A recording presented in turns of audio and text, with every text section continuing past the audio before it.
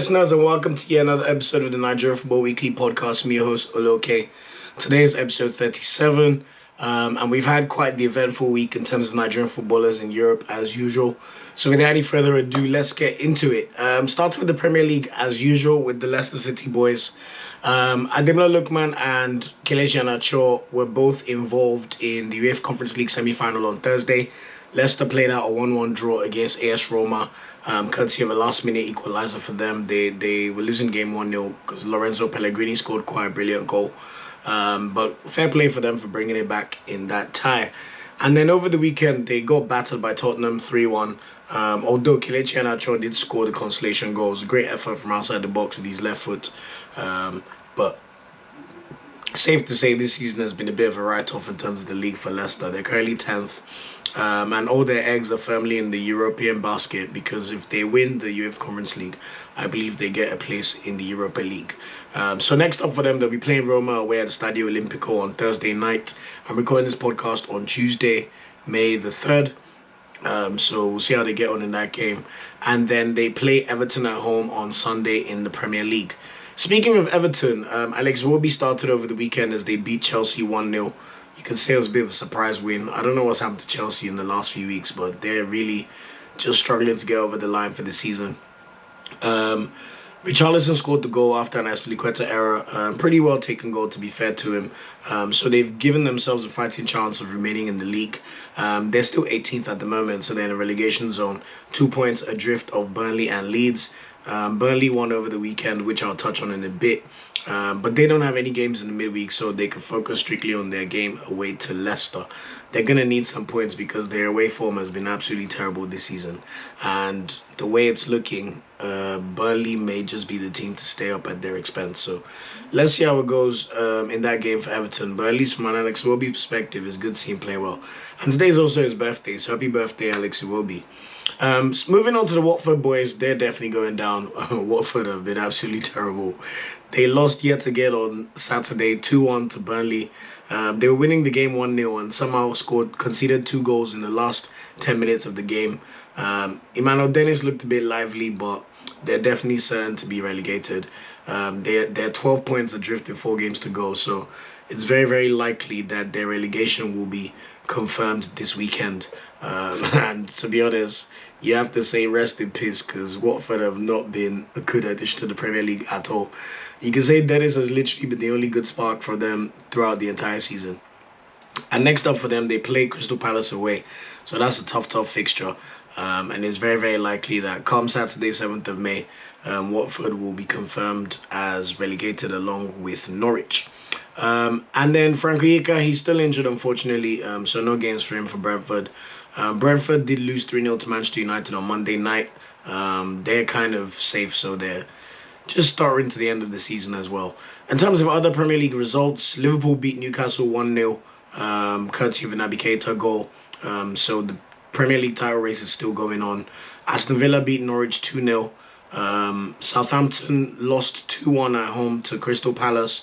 Wilfred Zaha got a goal in that game as well.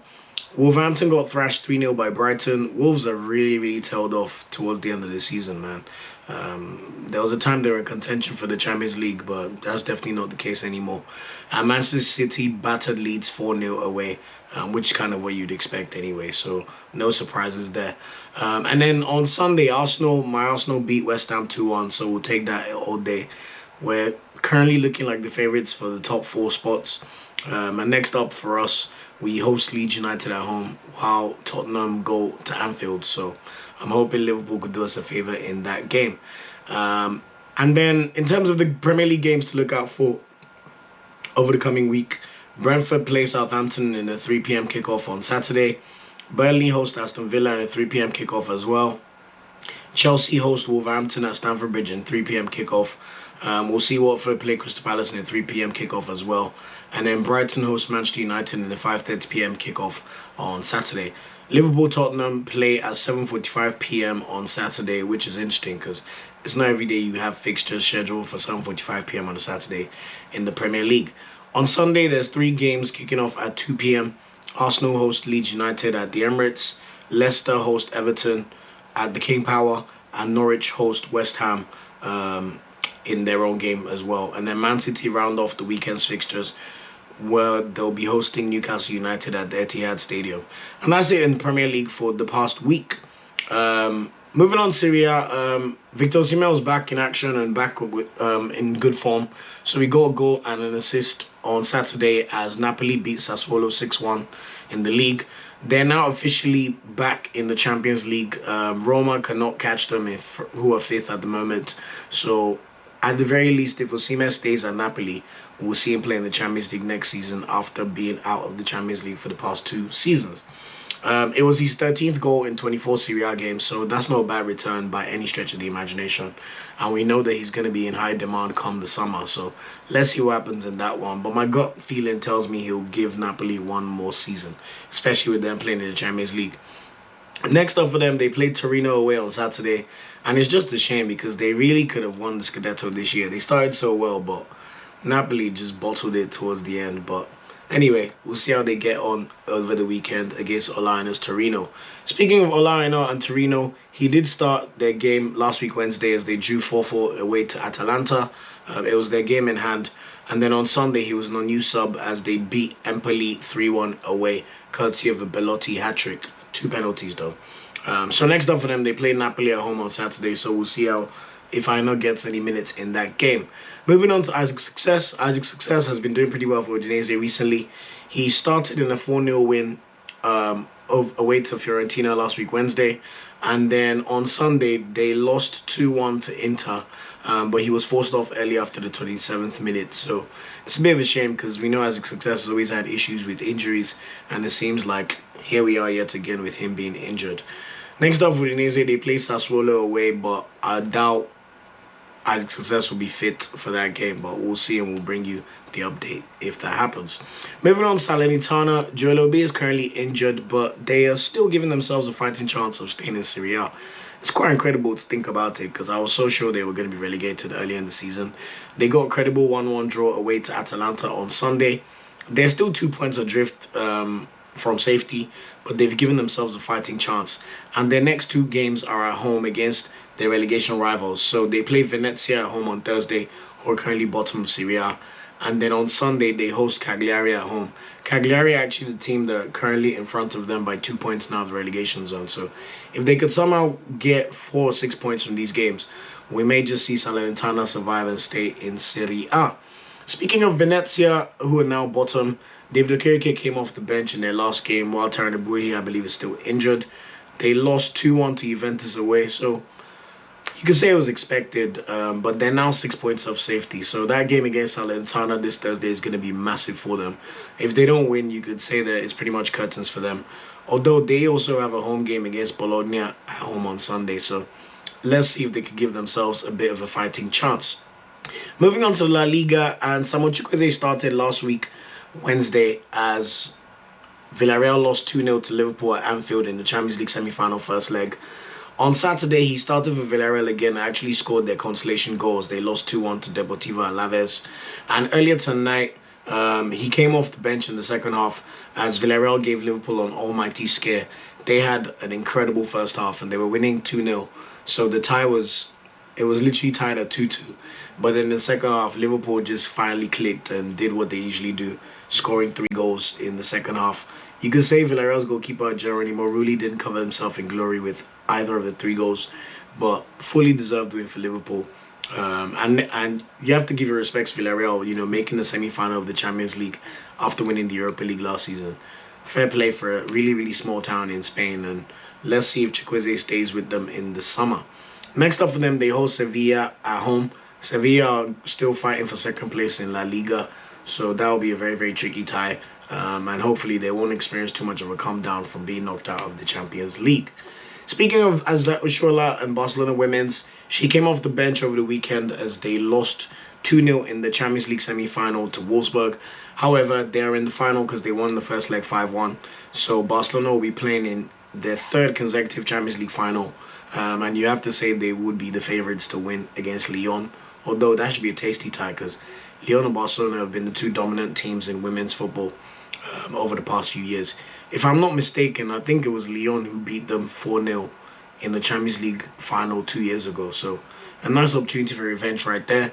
But next up for them, they play in the league. They play Sevilla at home on Thursday, and they play Rayo Vallecano away on Sunday. They're going to win both games. They haven't even dropped a point in the league all season, so we know what to expect from Oshuala and her teammates. Just touch on the Spanish Segunda briefly. In Omar Sadiq's Almeria, they're still on track to make La Liga. He got an assist in a 2-0 win over Burgos away on Saturday. They're now 4 points clear in second place with 4 games to go. So if they could hold their nerve and win at least 3 of those final 4 games, they will be promoted in La Liga, and they'll be avoiding the playoffs, which they had to contend with last season, and unfortunately did not do well in. Next up for them, they play a team called SD Amorebieta at home on Saturday. Moving on to the Bundesliga, Taiwanese Union Berlin are now 7th in the league. They did drop points at home last week Friday, in a 1-1 draw against already relegated Greuther Fürth. So really bad result for them. Awoni started the game, but he didn't get any goal in this one. Next up for them, though, they play Freiburg, who are currently 4th, and are 4 points ahead of Union Berlin, although Freiburg are the home team. So if Freiburg win that game, you could say they pretty much would be expecting to make that final Champions League spot. But a win for Union Berlin could give them a fighting chance. So let's see how that game goes.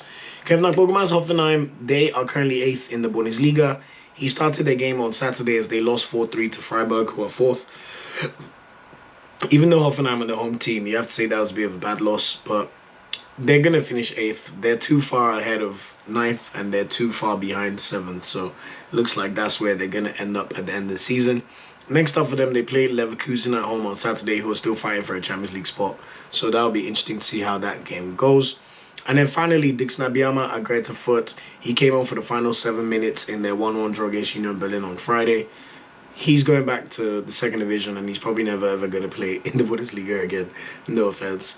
Next up for them, they play Borussia Dortmund at home on Saturday, so that should be an easy win for Borussia Dortmund, but you never know.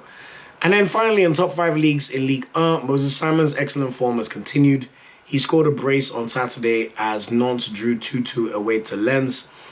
So that's 3 goals in his last 2 Ligue 1 games, which meant he's now doubled his goal tally from 3 to 6 in the space of 8 days.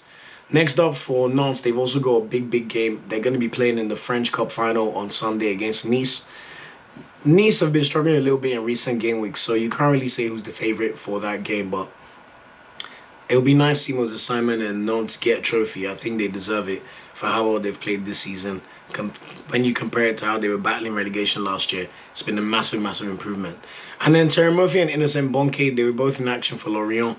Although Lorient lost 2-1 at home to Reims on Sunday. It's a shame because Terem Moffi scored an absolutely incredible solo goal.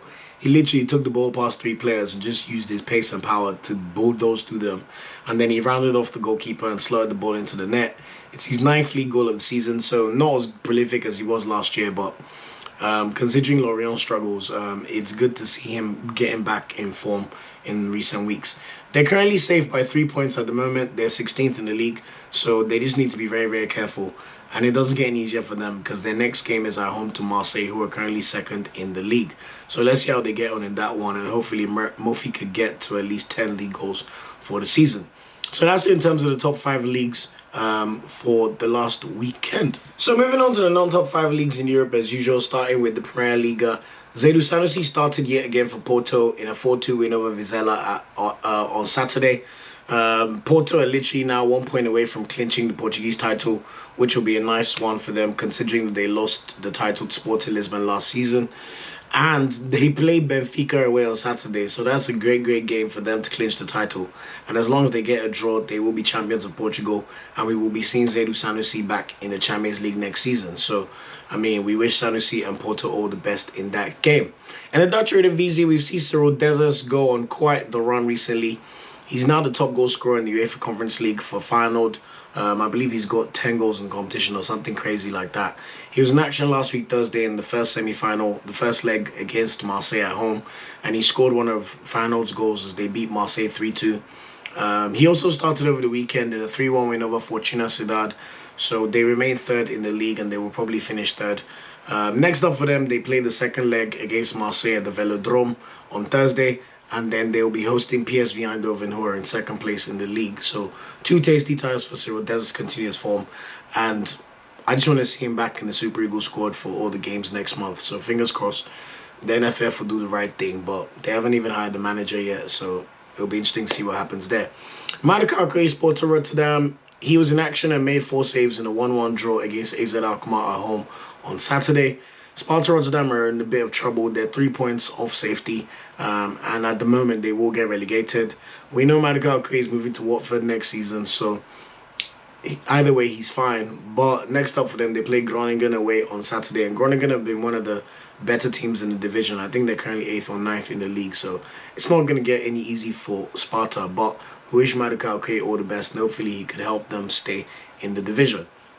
In the Belgian league, Alassane Youssouf was in action again for Royal Antwerp. He's another player who I think should be in the Super Eagles squad no matter what come June. He started as they drew 0-0 against top of the league, Union Saint-Gilloise. And at the moment, they're currently 3rd in the league, I believe, or 2nd. But Union Saint-Gilloise still have a healthy lead over all of them. Next up for Royal Antwerp, they play Anderlecht at home on Sunday, so that should be a really, really good tie. And hopefully we'll see Youssouf start yet again in that game. Speaking of Genk, Polonarchu started over the weekend on Friday night as they beat Mechelen 4-2. He didn't score any goals though, unfortunately. And next up for them, they play Charleroi away on Friday. In the Scottish Premiership, we've seen Jaribo and Calvin Bassett continue to start all the games for Rangers and become really, really important figures for the team. They started in the Europa League semi-final first leg on Thursday as they lost 1-0 to RB Leipzig in Germany. Angelino, formerly of Man City, scored the winning goal with a great effort. To be fair, RB Leipzig missed a lot of chances in this game. But they've given themselves a fighting chance for the second leg, which will be taking place this Thursday at Ibrox. And in the league on Sunday, they drew 1-1 away to Celtic. So Celtic are pretty much on course to win the title, which they lost to Rangers last season. It's a bit of a shame because I believe whoever wins the Scottish title this year gets an automatic place in the Champions League. So it would have been nice to see Aribo and Bassi in the Champions League. But hey, if they win the Europa League, we'll see them in the Champions League either way. So we wish them all the best for their game on Thursday. After they play Leipzig in the league, they'll be facing Dundee United at home on Sunday. And then moving on to the Turkish league, congratulations to Anthony Nwakeme. Trabzonspor are officially champions of Turkey for the first time in 38 years. He did not play this weekend as he's injured, but they drew 2-2 against Antalyaspor at home to clinch the title. I'm sure you may have seen some of the clips of how people are celebrating in Trabzon. It's a big, big deal for Trabzon. They're not one of the big clubs from Istanbul, you know, your Fenebache, your Besiktas, your Galatasaray. So it's one hell of an achievement for Trabzonspor, and we're particularly happy for Nwakeme, who's been one of their star players, if not their star player, with these 11 goals in the league and 10 assists in just 27 games. What a hell of a contribution. Next up for them, they're just seeing the league out. I think there's 3 or 4 games left. They play Hatayspor away on Friday night. Moving on to Bratislava Samo, Fenebache are second in the league. They're on track to finish second. They beat Gaziantep 3-2 at home on Friday, although Osai Samo was injured for that game. Next up for them, they play Besiktas away on Sunday, so that should be a nice tasty tie between 2 of the giants of the Turkish league. Chidozie Awaziem was non-new sub for Alanyaspor. They currently sit in 5th place in the league. They beat Yeni Malatyaspor 2-1 at home on Sunday. Next up for them, they play Adana Demirspor on Saturday. And hopefully we'll see Awaziem get back into the starting lineup or at least play significant minutes. And then Ahmed Musa's Fatih Karagümrük, they're now 7th in the league. They've won back-to-back games in the league. They beat Konyaspor 2-1 away on Saturday. Next up for them, they play Göztepe at home on Saturday. So I'm sure their aim will be to finish as high as possible in the division. Chida IGK in the Russian league, his CSK Moscow team remained 3rd. They lost 2-0 to Akhmat Grozny away on Sunday, so not a good performance. But next up for them, they play FK Sochi at home on Saturday. And then just with the final ones to round up, in Czech Republic, Peter Lancaster Slavia Prague drew 1-1 against Victoria Plzeň, who are actually top of the league. It was a bad draw for Slavia Prague because it means they remain second, 2 points off their opponents who are first in the league. Next up for them, they play Slovako at home on Sunday. So hopefully they can see Victoria Plzeň drop some points somewhere and officially win the Czech Republic title, which they won last season. And then finally, in Cyprus, we've seen Abdullahi Shehu continue to start games for Omonia Nicosia. He started on last week Tuesday, as they beat Anorthosis Famagusta 2-0 in the Cypriot Cup semi-final. And then Uzoho started for Omania for the first time in a long time, as they beat Doxa 2-0 away on Sunday in the league. So next up for them, they play Anorthosis Famagusta this week in the second leg of the Cypriot Cup semi-final. So I wish them all the best. In terms of Star Boys of the Week, there have been a few contenders. Osimhen was excellent for Napoli, but we have to give it to Moses Simon. He's hitting form at the right time. Scored a brace over the weekend. He's got 6 league goals for the season, along with his 8 assists. So 14 goal contributions in the league for the season. And he's banging in form ahead of the French Cup final, which will be taking place next week against Nice. So shout out to our star boy Moses Simon, and hopefully he can rediscover his form for Nigeria by the time June comes. In terms of Nigerian news, Nigeria was fined, the NFF were fined by FIFA due to the, what you could call it, stadium disruptions or violence that happened after the loss against Ghana at the MKO Abiola Stadium in Abuja in March. So we've been given a 1-game stadium ban, which means the game against Sierra Leone in the AFCON qualifiers will be played without any fans. And they also find them a significant sum of money. I think it's like 63 million naira in naira. So yeah, that's what happens when you fail to control your crowds, you know. But yeah, we wish the team all the best. And then Super Falcons have been drawn in the African Women's Nations Cup against South Africa, Botswana and Burundi in Group C. The tournament will be kicking off on the 2nd of July, with Nigeria's first game being on the 4th of July against South Africa. So that should be an exciting one. We know Nigeria have won most of the tournaments, and they need to bounce back and try to win the tournament yet again. The final 4 teams that all make the semi-final will also be qualifying for CAF to the Women's World Cup taking place next year. So it's very, very, very important that the Super Falcons play well in the tournament. The last time we played South Africa, they beat us in Nigeria. So there's a lot for the Super Falcons to play for. We're hoping that they will do us proud in the tournament. Finally, the ones to watch for this week. Kelechi Iheanacho and Ademola Lookman are in action in the UEFA Conference League second leg at Stadio Olimpico against Roma. So that'll be an interesting one, going up against Jose Mourinho's team. And then they play Everton at home on Sunday. What's a big, big game for Everton, with Alex Iwobi's team looking like they may be relegated. Cyriel Dessers is also in action in the UEFA Conference League for Feyenoord as they go away to Marseille on Thursday in the semi-final. So I wish them all the best. It'll be nice to see a Feyenoord-Leicester final where we could support both teams because they have Nigerian players. And then they play PSV at home on Sunday. David Okereke and Joel Obi will both be in action for Venezia and Salernitana respectively on Thursday in what is a crunch relegation battle. And then Victor Osimhen's Napoli will be in action against Ola Aina's Torino on Saturday. So that'll be another tie, including our Nigerian boys. And then Moses Simon is in action in the Coupe de France final against Nice on Sunday. So we're hoping that he could win his first title for his club. It will be a big, big achievement for Nantes. They don't go into seasons expecting to win. And we know Nice are one of the better teams in France, even though they've dropped off in recent weeks. So wish them all the best.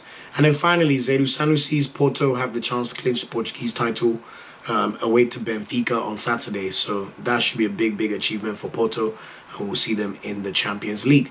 So that's it for episode 57 of the podcast. Please remember to subscribe on YouTube, Nigeria Football Weekly, and share the podcast to anybody who you know loves Nigerian football. Continue to spread the word. We appreciate every single listener.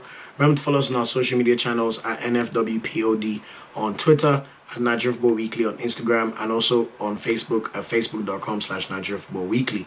Thanks again for listening, and we'll make sure we bring you all the updates from all the games that happen for the rest of this week and the weekend. Peace out. Thanks for watching this video.